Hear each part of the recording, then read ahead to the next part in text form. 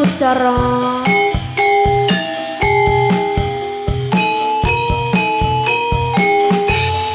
Semangga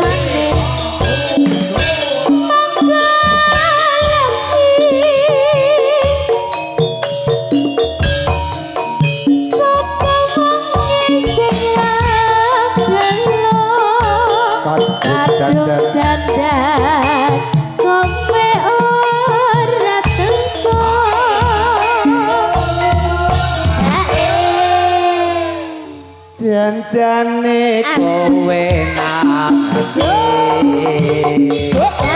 kelakatmu saja ibeane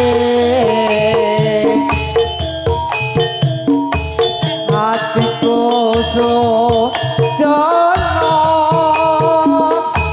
kowe gandeng karo Lali ha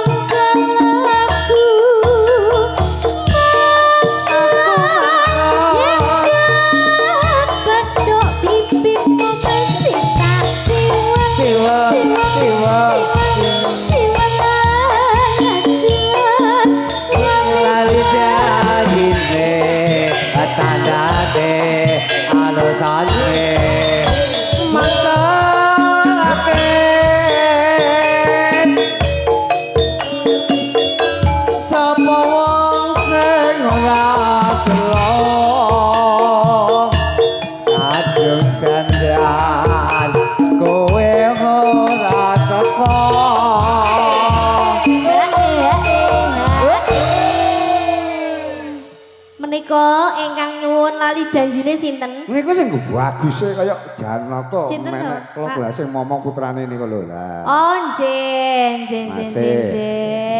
Niki langsung diaturi nggih Pak nggih. Yo aku jalukno bakso yo Pak yo. Lah tak anteni mau mulo randang diterterke bakso karo satene, Bu. Kok iso? Oh, lali kopine. Kok lali kopine. Lali piye lali apane? Kuwi lho, lali kopine. Lali kopine yo iki lali bakso karo lali satene barang kok. Jan-jane kowe ngerti.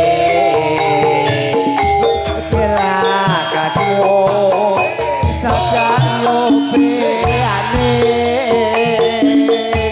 Ora nyuri nyani. Hatiku sojono kowe gandeng karo lanang liya. Sampun katuran masih pamundutanipun nun nggih lali kopine kok lali kopine lali janjine. Para pendengar kagum Suma Putih ingkang saestu pambang Putih wonten ing jejer sajengipun ing wedal yang menika kula badhe ngaturaken jejer wonten ing Tlatambang Tarangin. Olah kedanipun kawula dalem Sri Prabu Klana Suwandana nun inggih sen Bujangga Anom, Bujangga Arum kadhalike satria